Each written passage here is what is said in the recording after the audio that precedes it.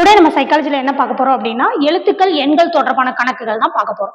So நம்மளுக்கு இதுல எப்படி கொடுத்துருப்பாங்க அப்படின்னா இங்கிலீஷ் அல்பபெட்ஸ் கொடுத்துருப்பாங்க. அதுக்கு சம்பந்தப்பட்டதா என்னது நம்பர்கள் வந்து தொடர்பு படுத்தி கொடுத்துருப்பாங்க. இதுக்கு நம்ம எப்படி கண்டுபிடிக்கலாம் அப்படின்னா ஏபிசிடி நம்ம ஆர்டர் படி நம்மளுக்கு என்ன பண்ணணும் எழுத தெரியும்.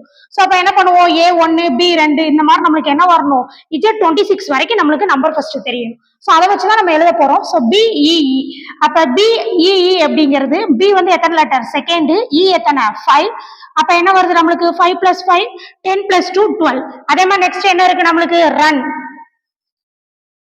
R வந்து 18வது லெட்டர். ஸோ U வந்து 21, N வந்து 14. ஸோ அப்ப இதெல்லாத்தையும் கூட்டினீங்க அப்படின்னா என்ன வரும் 5 13க்கு 3 மிச்சம் 1 2 4 5 53. ஸோ வந்துருச்சா. இதே மாதிரி நெக்ஸ்ட் என்ன இருக்கு அப்படின்னா பெஸ்ட். ஸோ அதுக்கும் அதே மாதிரி நம்மளுக்கு என்னது நம்பர்ஸ் தெரிஞ்சா போதும். அப்ப B second letter, E fifth letter, S 19, T வந்து எத்தனை 20. அப்ப இதெல்லாத்தையும் ஆட் பண்ணுங்க.